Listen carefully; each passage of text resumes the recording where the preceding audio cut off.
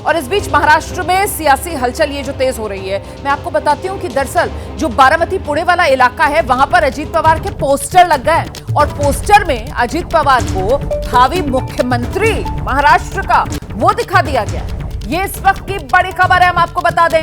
ये तस्वीरें आप देख रहे हैं, ये बारामती पुणे इलाके की तस्वीरें हैं और देखिए ये बड़े बड़े पोस्टर लग गए और इन पोस्टर्स में अजीत पवार नजर आ रहे हैं। भावी मुख्यमंत्री के तौर पर अजीत पवार को इन पोस्टर्स में दिखाया गया है। हालांकि आप ये जानते हैं कि इस बार महाराष्ट्र विधानसभा चुनाव महायुति की तरफ से मुख्यमंत्री कौन, इसको लेकर जब बार बार सवाल पूछे जा रहे थे तो खुद अजीत पवार ने अपने आप को सीएम वाली रेस से अलग कर लिया था। लेकिन अब ये जो पोस्टर्स हैं जो अजीत पवार के समर्थकों ने लगाए हैं बारामती पुणे इलाके में, अपने आप में कहीं ना कहीं सवाल तो अब उठेंगे ही।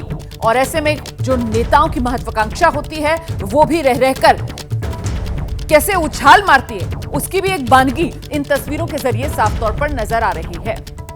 डिप्टी सीएम महाराष्ट्र के कई बार रहे हैं अजीत पवार, मुख्यमंत्री बनने का सपना बरसों पुराना अजीत पवार का, और ऐसे में अजीत पवार भावी मुख्यमंत्री पोस्टर्स बारामती पुणे में लग गए हैं। सीधे आपको लेकर चलेंगे, हमारे साथ हमारे सहयोगी मृत्युंजय इस वक्त मौजूद हैं और जरा मृत्युंजय से समझते हैं महाराष्ट्र की सियासत, कल नतीजों का दिन, लेकिन उससे पहले ये बड़ी हलचल हर तरफ हर खेमे में। मृत्युंजय,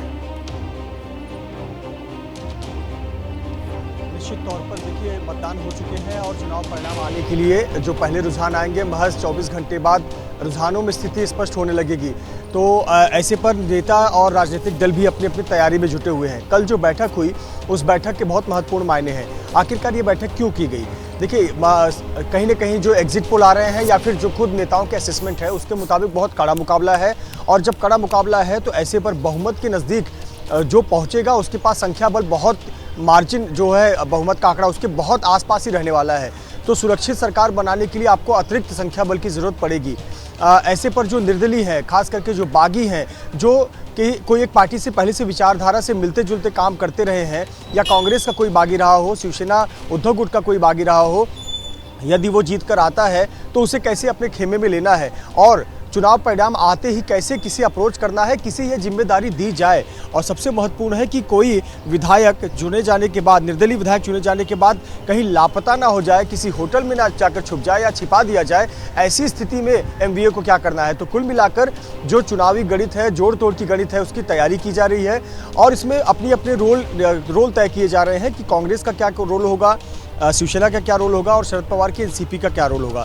अब जैसा एक और जानकारी कि आज कांग्रेस अलग से बैठक करेगी, तो ये बैठक करने की आवश्यकता क्यों पड़ रही है? इस पर आऊंगी मैं आपके पास मृत्युंजय कि कांग्रेस की आज एक अलग से बैठक, कल महाविकास अघाड़ी की एक नहीं दो बैठकें, लेकिन इस सब के बीच मुझे लगता है बहुत दिलचस्प वो प्रकाश अंबेडकर का बयान भी हो जाता है, जिससे ये समझ में आता है कि इस बार महाराष्ट्र की जो चुनावी लड़ाई है वो सिर्फ और सिर्फ कोरी सत्ता के लिए लड़ी गई है। विचारधारा का उससे दूर दूर तक कोई लेना देना नहीं, क्योंकि प्रकाश अंबेडकर सामने आए हैं, कह रहे हैं कि जो गठबंधन सत्ता में आ रहा होगा हम तो उसी को समर्थन देने वाले हैं। मृत्युंजय,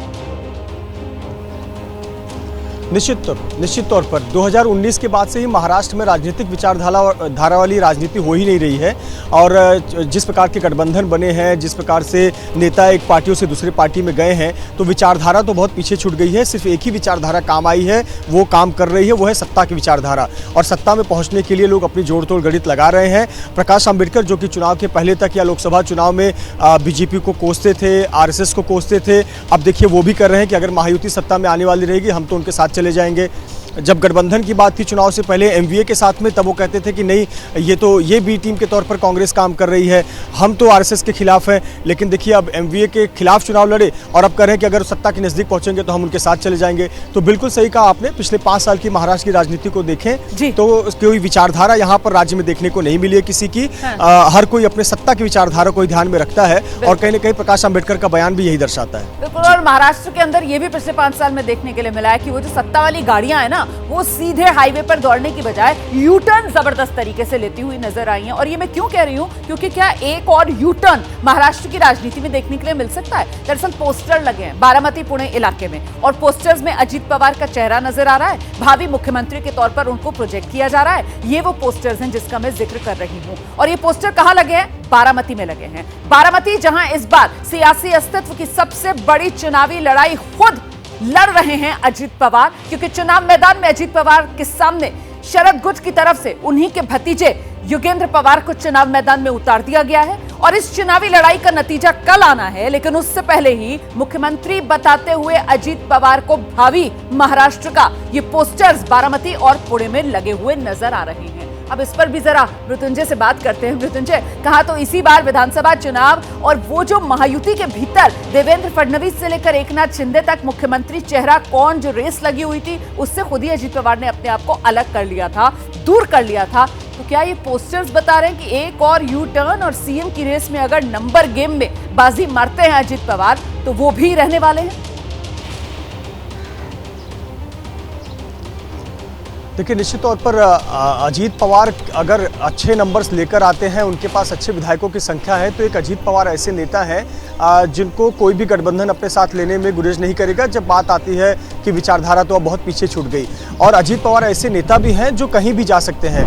ये 5 साल के कार्यकाल में एक चीज़ तो हमेशा तय रही है कि सीएम किसी को भी होने दो, डिप्टी सीएम तो अजीत पवार ही रहेंगे, तो चाहे वो उद्धव ठाकरे हो या फिर बाद में एकनाथ शिंदे हो। तो अगर ऐसी स्थिति आती है कि जहां पर विधायकों की संख्या 25 से 30 की जरूरत पड़ती है और वहां पर अजीत पवार किंग मेकर के रोल में आ जाते हैं, तो इसमें कोई दो राय नहीं है कि अजीत पवार का महत्व बहुत बढ़ जाएगा। और अजीत पवार को अच्छा ऑफर अगर मिलता है तो वो किसी भी तरफ भी जा सकते हैं। इसे जो जानकार है महाराष्ट्र की राजनीति से वो इनकार नहीं करते दशकों से कि वहां पर अगर कोई एक नाम, एक चेहरा जो सीएम इन वेटिंग के तौर पर अपनी बारी का इंतजार कर रहा है, वो अजीत पवार ही हैं। तो क्या इस बार महाराष्ट्र के नंबर गेम में अजीत पवार की लॉटरी लगने वाली है?